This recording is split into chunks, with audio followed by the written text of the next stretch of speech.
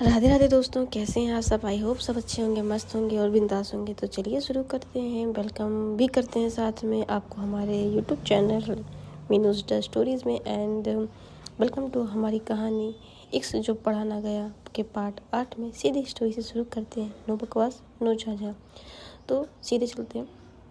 Last part में आपने सुना था कि अवनी रिया मैम को एक क्लासरूम में लाती है, उनसे पूछती है कि आप आखिर क्या छुपा रही हैं, जो मुझे बहुत बेचैन कर रहा है।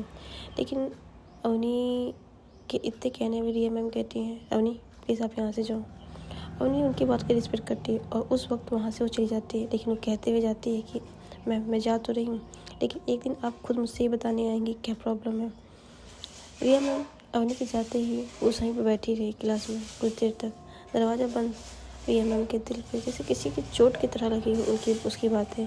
रिया मैम वहीं कुर्सी पे बैठी जाती हैं और उसकी उंगलियां कांप रही थी। रिया मैम खुद से कहती हैं और सोचती भी हैं कि अगर मैंने सच बता दिया तो वो मुझसे नज़र नहीं देखेगी जैसे बाकी दुनिया। जी हाँ, रिया मैम का अतीत थोड़ा डार्कनेस था। क्या था क्या नहीं, वो तुम नेक्स्ट स्टोरी में ही जानेंगे। रिया मैम को डर था कि अगर अवनी को उसने सच बता दिया तो कहीं वो भी उन्हीं लोगों की तरह उससे बिहेव ना करें, क्योंकि रिया मैम को अवनी की प्रेजेंट पसंद है। उसको नहीं पता क्यों कैसे क्या है, लेकिन हाँ पसंद है। वो अपनी आंखें बंद करती है। इधर दूसरी तरफ कॉरिडोर में चलते हुए अवनी की आंखें में गुस्सा नहीं लेकिन बल्कि उलझन थी। इधर अवनी मन ही मन सोची, रिया मैम कभी झूठ नहीं बोलती, फिर आज उनकी आंखें क्यों कुछ और कह रही थी। वो रुकती है, फिर पीछे मुड़ के उसी रूम की तरफ देखती है, जैसे शायद कोई अनकहा सा सच है जो रिया मैम और इसके बीच में छुपा हुआ है। लेकिन वो जानने की कोशिश तो करती है। इधर तभी रिद्धि दौड़ती आती है, अरे कहाँ चली गई थी यार तू, मैं तेरे को इतनी देर से ढूंढ रही है, तुझे पता है ना मेरे को डांस उसमें जाना है। हाँ हाँ ठीक है, तू जाना। क्या देख, तू जाना मतलब क्या, तू नहीं चली साथ में। हाँ ठीक है तू चल, मैं आती हूँ। ओके। वो जाती इधर रिद्धि और ये दोनों डांस की प्रैक्टिस के लिए आ जाते हैं।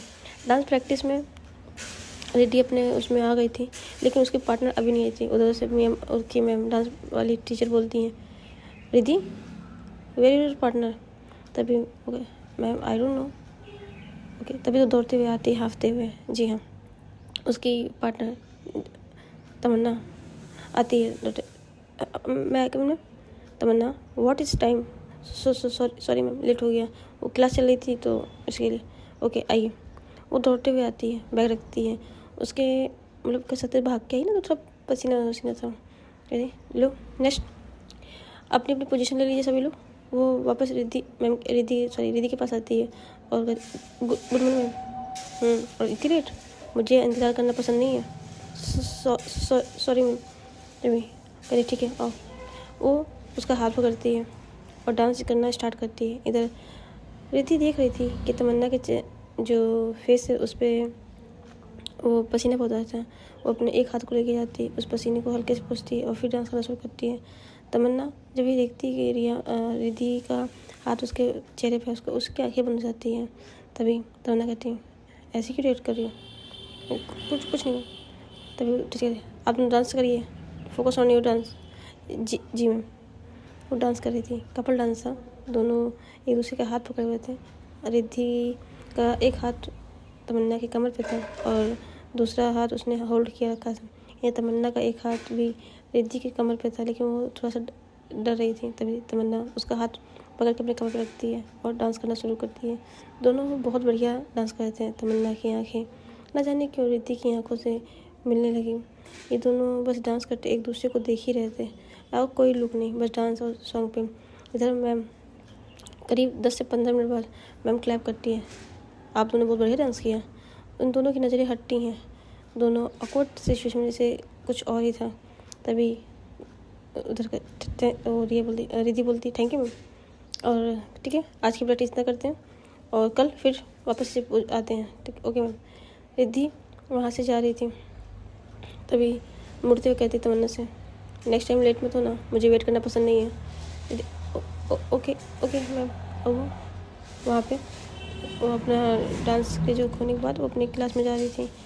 वो बाहर निकलती है, तमन्ना बाहर निकल रही थी बैग लेकर। इधर रिद्धि और अवनी बाहर निकल जाती, तभी अवनी कहती तू उसको कुछ ज़्यादा नहीं डरा रही है। रिद्धि तान्या को जाते हुए देख रही थी, उसको पीछे देखते हुए, तभी वो कहती है वैसे मैं डराती नहीं हूँ, लेकिन वो जब मेरे से डरती ना मेरे को अच्छा लगता है, सीनियर वाली फीलिंग आ जाती है। तभी अवनी कहती तू भी ना चल, चलते हैं यहाँ से। वो लोग वहाँ से चले जाते हैं, अपनी क्लास में आते हैं। इधर दूसरी साइड, जी हाँ, सब कुछ नॉर्मल ख़त्म हो चुका था, क्लास ख़त्म हो गई, सब अपने अपने घर चले गए। ना अवनी ने रिया मैम को देखा, ना रिया ने अवनी को देखा। अपनी क्लास में सब कुछ नॉर्मल चल रहा था, लेकिन रिया मैम कमरे में हल्की रोशनी, टेबल पे कुछ किताबें, एक पुरानी फ़ोटो। जी हाँ, रिया मैम इस वक्त अपने घर में थी, अपने रूम में बैठी हुई थी।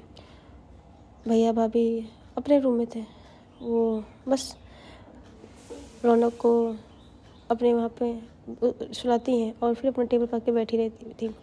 उनके हाथ में एक पुरानी फ़ोटो थी, फ़ोटो में एक जवान रिया और उसके पास एक लड़की, जवान रिया इन द सेंस थोड़ी सी यंगेस्ट और थी, उसके हिसाब से थी। उनके चेहरे पे उस लड़की का जो फ़ोटो था, उस फ़ोटो पे उसका चेहरा फटा हुआ था। रिया मैम उस फ़ोटो को उठाती हैं और न जाने क्यों जैसे कोई बहुत पुराना, उनकी आंखों में कुछ दर्द था। कितनी कोशिश की थी खुद को बदलने की, पर एहसास मरते नहीं। जी हाँ, रिया मैम की आंखों में दर्द था। उनकी फ़ोटो से एक आंसू, उनकी आंखों से एक आंसू उस फ़ोटो पे गिरता है और वो एक अनकह से दर्द में बस आंखें बंद करती हैं और चली जाती हैं। रात बिल्कुल ऐसे ही कट गई, कब उनको आँख लगी, कब वो दिन ख़त्म हुआ, किसी को कुछ पता ही नहीं चला।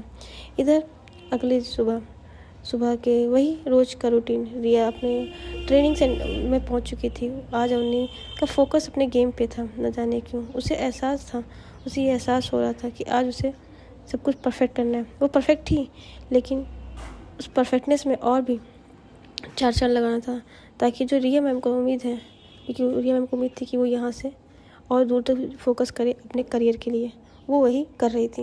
अगली सुबह अवनी अपनी क्लास मतलब प्रैक्टिस में आई थी।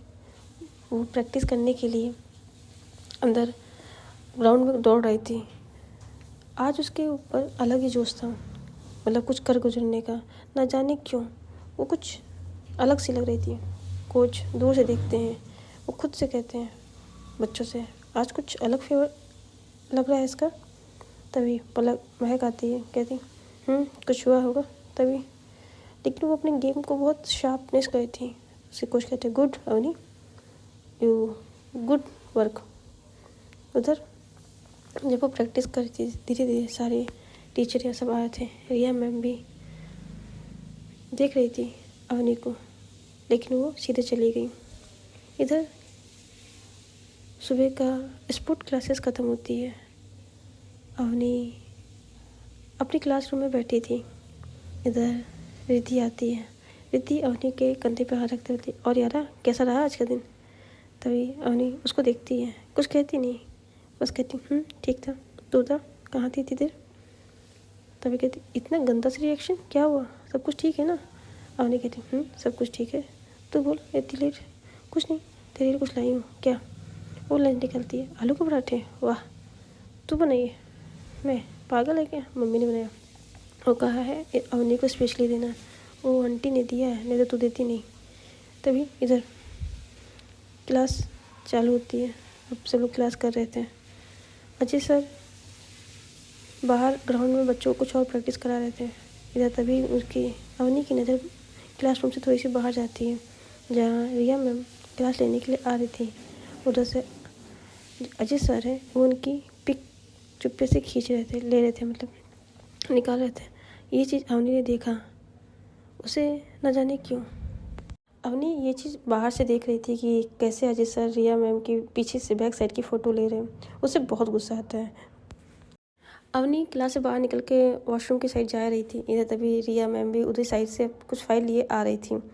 अचानक अवनी रिया मैम से टकरा जाती है और अवनी गिरने वाली थी, लेकिन रिया मैम उसको रोक लेती हैं, उसके हाथ पकड़ के।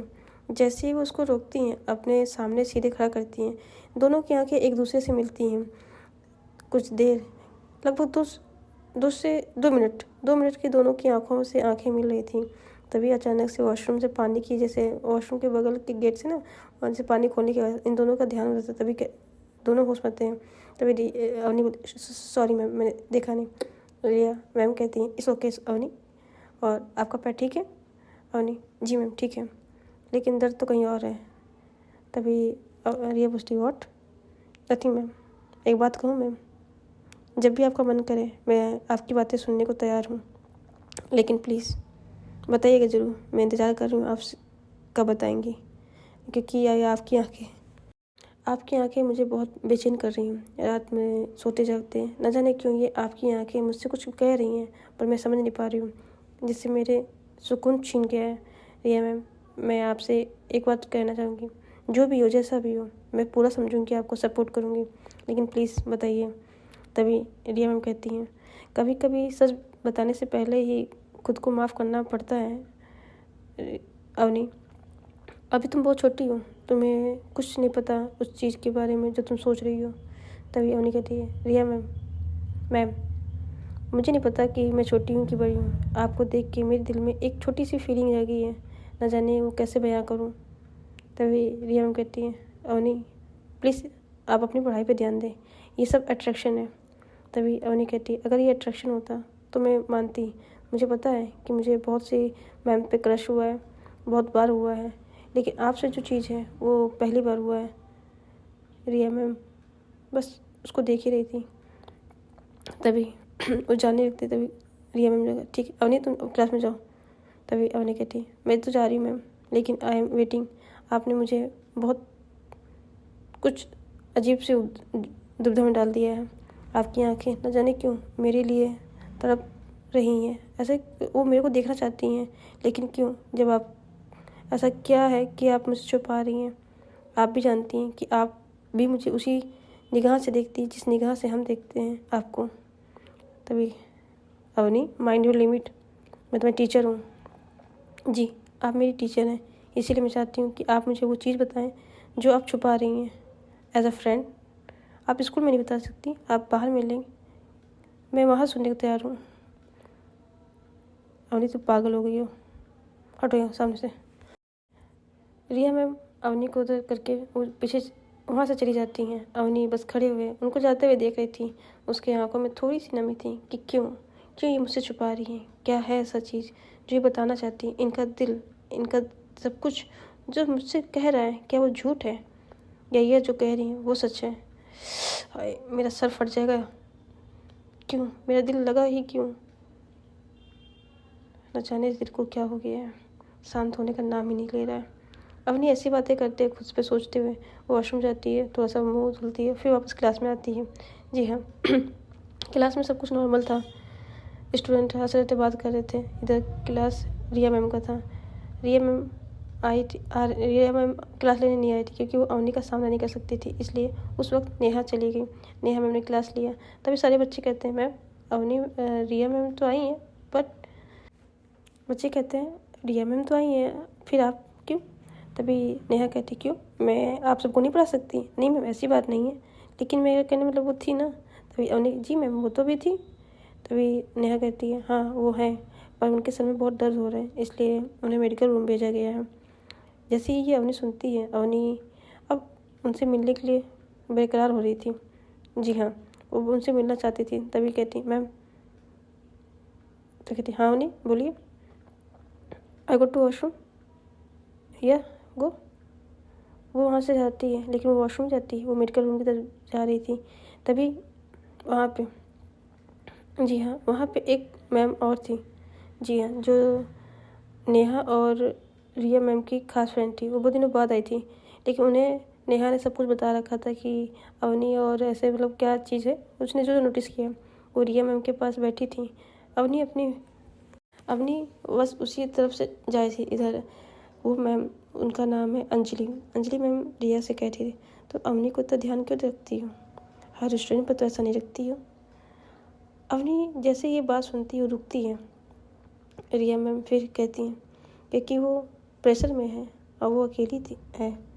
फिर अंजलि मैम कहती हैं और फिर वो तुम्हें अलग क्यों लगती है? एक पल की चुप्पी रिया मैम की होती है। अवनी की सांस भी रुकती है। तभी रिया मैम कहती हैं प्लीज़ अवनी, प्लीज़ अंजलि, तुम ऐसी बातें मत पूछो, तुम्हें पता है मेरे अतीत के बारे में।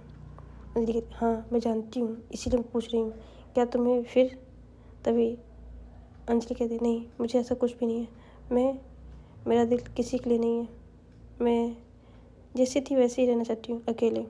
मैं किसी से दिल लगाना नहीं चाहती है। जिस दलदल से मैं अपने आप को जिस तरह निकाली हूँ वो तुमसे छुपा नहीं है। अंजलि उसको हक करती है। आई नो रिया, इसीलिए पूछ रही हूँ, क्या कुछ है। तभी रिया कहती नहीं, ऐसा कुछ नहीं है, बस उसे देखकर उस अतीत को पन्ने याद आ जाते हैं जिनसे मैं भागने की कोशिश की थी। तभी अंजलि कह रही ठीक है, तुम आराम करो, मुझे पता था तुम्हें सदर्द क्यों हो रहा। अवनी बस चुपचाप वहाँ रहती, वो नहीं मिलने जाती है। कॉरिडोर में चलते हैं अवनी के मन में, अगर मैं सिर्फ कंसर्ट हूँ तो मुझे ऐसा क्यों लगता है कि मैं कुछ ज़्यादा महसूस कर रही हूँ उनको। वो अपने हाथ अपने दिल पर अपना हाथ रखती है। ग्राउंड में ट्रेनिंग चल रही थी, सब वो देख रही थी, लेकिन तभी एक नई लड़की आई थी उसी टीम में, फुटबॉल की शामिल हुई थी। सारा नाम था उसका। रिया मैम उससे हंस के बात कर रही थी, वहीं पे थी ना, तो बात कर रही थी। रिया मैम जब मुस्कुरा रही थी, अपनी दूर से उन्हें देख रही थी, उसका चेहरा बदल रहा था। तभी रिद्धि उसके पास आती कहती क्या हुआ अवनी। फिर जल्दी से उससे कहती क्या कुछ नहीं, लेकिन उसकी नज़र बार बार उधर ही चली जा रही थी।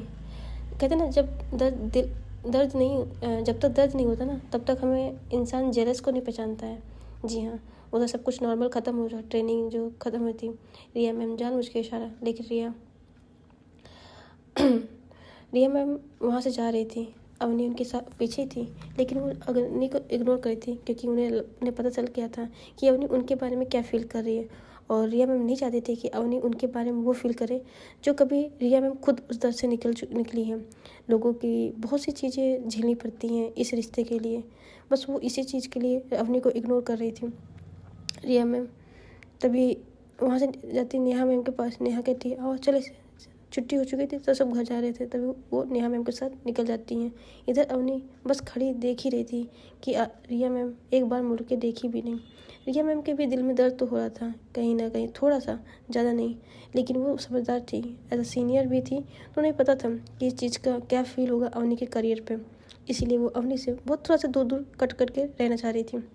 दीदी उसके पास आती है, चले यहीं रुकना आज। कहते हैं चलते हैं।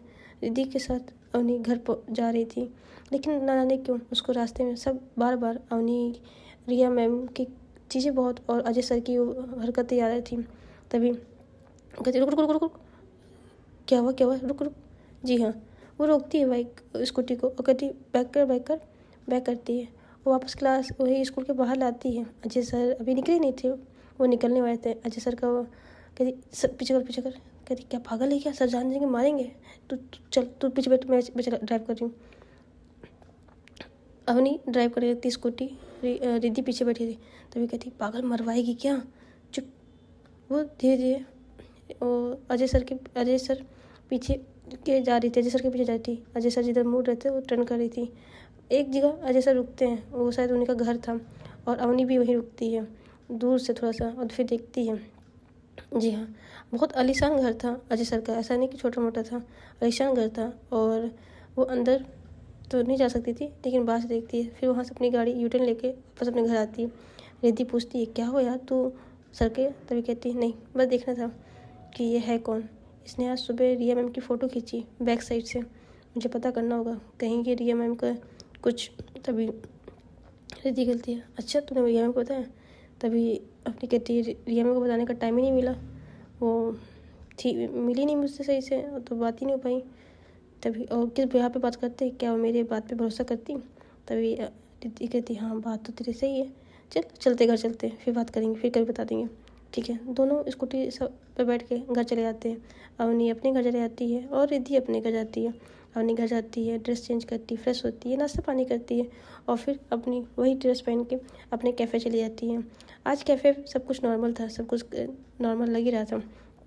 सबको ऑर्डर लिख रही थी, दे रही थी, और सब एक काम कर रही थी। तभी अचानक कैफ़े की डोरबेल बजती है, यानी रिंग बजती है, और एक ब्यूटीफुल लड़की एक सूट ओपन हेयर करके कैफ़े में आई साथ में। उसका भाई शायद कोई था लड़का, वो आया।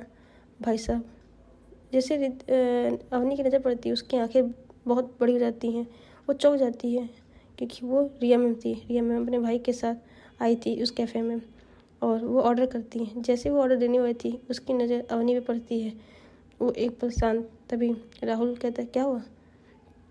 इधर रिद्धि कहती अवनी सॉरी रिया कहती है कुछ नहीं। राहुल कहता है मैं दे के आता हूँ ऑर्डर। राहुल आता है और ऑर्डर देता है 2 कैपेचिनो एंड 1 चॉकलेट कॉफ़ी देते हैं। ऑर्डर देके वो चले जाता है। इधर ये लोग बातें कर रहे थे, उसे नहीं पता था कि ये कौन है, लेकिन उसके अंदर जो जलस चीज़ें थी वो दिख रही थी। इधर उसकी माँ आती है, क्या हुआ ऑर्डर नहीं दिया। दे रही हूँ माँ। ऑर्डर बनाती है और ख़ुद लेके जाती है, वहाँ पे रखती है। सर ये, वो कॉफ़ी देती है और ये देती है और फिर वहाँ सीधे मुँह मोड़ के चली जाती है। अवनी रिया देख रही थी पर कुछ कहती नहीं है। जी हाँ, इधर अवनी वहाँ जाके जो ट्रे होती रखती है तेज, तभी उसके क्या हुआ, तू इतनी गुस्से में क्यों है। कुछ नहीं हुआ, ध्यान नहीं रहा। अवनी बस वहाँ खड़ी होकर उन्हीं को देख रही थी। उसके मन में न जाने कितने सारे अनगिनत अजीब सी ख्याल आ रहे थे। तो गाइस आज स्टोरी यहीं रखते हैं। मेरे गला बहुत ख़राब है, आपको मेरी आवाज़ से पता चल रहा होगा। मैं रिकॉर्डिंग नहीं करना चाहती, लेकिन फिर सोचा कि अगर नहीं करेंगे तो आप लोग बुरा मान जाएंगे, इसलिए मैंने इस रिकॉर्डिंग तो अपलोड कर दी। आज नहीं अपलोड हुई, कल स्टोरी आएगी ये वाली। और हो सकता है एक दिन छोड़ के आए, गले में ना बहुत खांसी और खराश टाइप पे लग रहा है, तो रिकॉर्डिंग में दिक्कत भी हो रही है। ठीक है, तो तब तक आप अपनी फैमिली का ध्यान रखिए। Tata guys, love you, bye bye, take care.